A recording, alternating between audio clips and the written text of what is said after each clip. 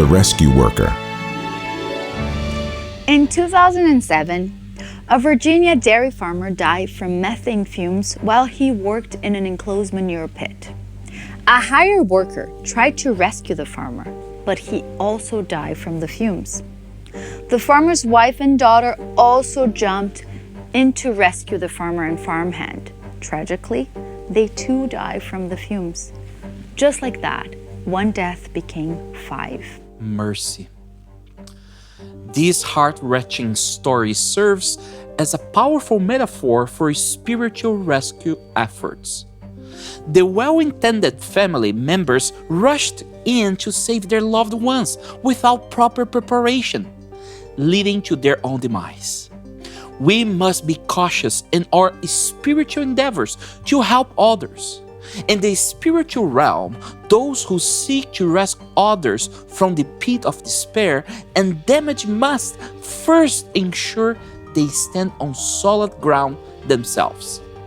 Like the toxic fumes that overwhelmed the rescuers in Virginia, the challenges of spiritual warfare can be equally dangerous to the unprepared. Just as flight attendants instruct passengers to secure their own masks before helping others, spiritual rescue workers must first attend to their own spiritual well-being before attempting to guide others. We have been talking about how Jesus rescues us and then invites us to join him in rescuing others. We have looked at the acronym RESCUE, how our own roots, edification, service, community, upbringing, and evangelism all play a role in rescuing others. But before we dive deeper into that, let's look at one of the primary principles of rescue work: safety. The safety of the one in danger and the safety of the rescuer. Before rescue workers jump into action, they first assess the dangers and ensure their own safety. It's difficult, if not impossible, for a drowning man to save a drowning man. It is a similar principle regarding spiritual first responders. Before we can rescue, we must first be safe. Before we can rescue others, we must first know what it means to be rescued. That's a great point, Rebecca. A drowning man cannot help a drowning man. Likewise, a believer without a daily rescue experience cannot fully rescue someone else. In fact, they could even pose a danger to them. So, what does it mean to be rescued? First of all, it is something done for you. You cannot rescue yourself. You are rescued by someone else. In this case, by Jesus himself. We know this in our heads, don't we? But somehow, in the day-to-day, it fades into the background. It doesn't quite reach how we live. And that's a danger to all of us. Intellectual, rational knowledge of the gospel is essential. We can't truly believe without it. But there's more to it than that. There's also the experiential, transformative knowledge. These two together make our faith.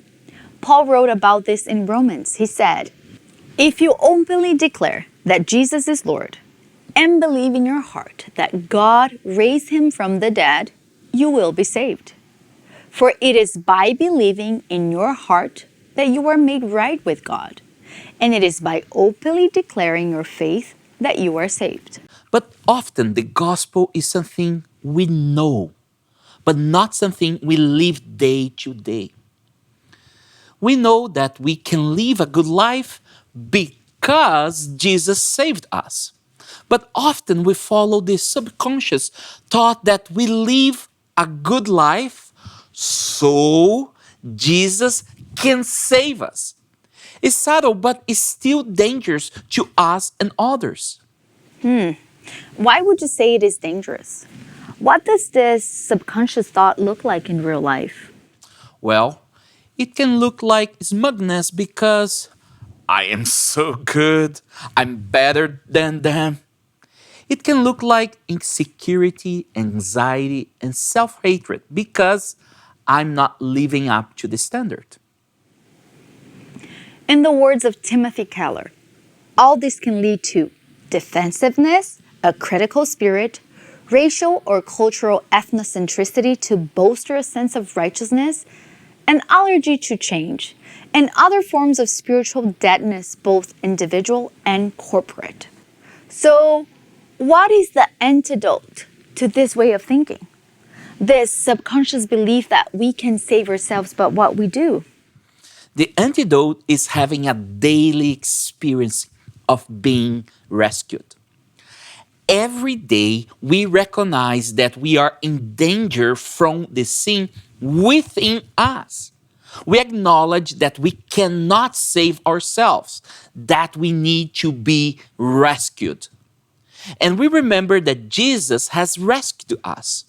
As Timothy Keller wrote, this kind of daily experience will humble and comfort all at once.